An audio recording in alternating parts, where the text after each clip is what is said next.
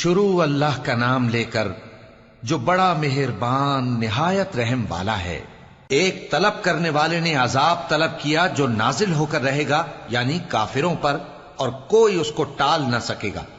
جو بلندیوں والے اللہ کی طرف سے نازل ہوگا، جس کی طرف روح القدس اور دوسرے فرشتے چڑھتے ہیں، اس روز نازل ہوگا جس کا طول 50,000 برس ہوگا۔ تو تم کافروں کی باتوں کو حوصلے کے ساتھ برداشت کرتے رہو۔ لوگ اس دن کو دور سمجھتے ہیں، جبکہ ہماری نظر میں وہ قریب ہے۔ جس دن آسمان ایسا ہو جائے گا جیسے پگھلا ہوا تانبا، اور پہاڑ ایسے جیسے رنگین اون، اور کوئی دوست کسی دوست کو نہ پوچھے گا، حالانکہ ایک دوسرے کو سامنے دیکھ رہے ہوں گے۔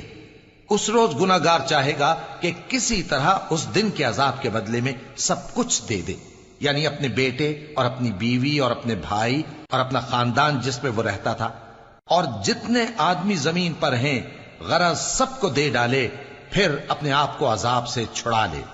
لیکن ایسا ہرگز نہیں ہوگا۔ وہ بھڑکتی ہوئی آگ ہے، کھال ادھیڑ کر کلیجہ نکال لینے والی۔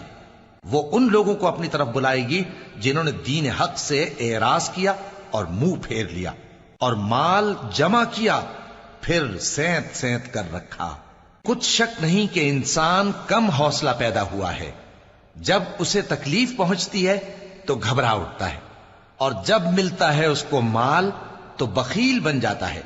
مگر نماز ادا کرنے والے جو نماز کا التزام رکھتے اور ہمیشہ پڑھتے ہیں، اور جن کے مال میں حصہ مقرر ہے، یعنی مانگنے والے کا اور نہ مانگنے والے کا، اور جو روز جزا کو سچ سمجھتے ہیں، اور جو اپنے پروردگار کے عذاب سے خوف رکھتے ہیں، بے شک ان کے پروردگار کا عذاب ہے ہی ایسا کہ اس سے بے خوف نہ ہوا جائے۔ اور جو اپنی شرمگاہوں کی حفاظت کرتے ہیں مگر اپنی بیویوں یا باندیوں سے کہ ان کے پاس جانے میں انہیں کچھ ملامت نہیں، اور جو لوگ ان کے سوا اور طریقے ڈھونڈیں تو وہ حد سے نکل جانے والے ہیں، اور جو اپنی امانتوں اور اپنے عہد و پیمان کا پاس کرتے ہیں، اور جو اپنی گواہیوں پر قائم رہتے ہیں، اور جو اپنی نماز کی پابندی کرتے ہیں، یہی لوگ جنتوں میں عزت و اکرام سے ہوں گے۔ تو اے نبی، ان کافروں کو کیا ہوا ہے کہ تمہاری طرف دوڑے چلے آتے ہیں، دائیں اور بائیں سے گروہ گروہ ہو کر جمع ہوتے جاتے ہیں؟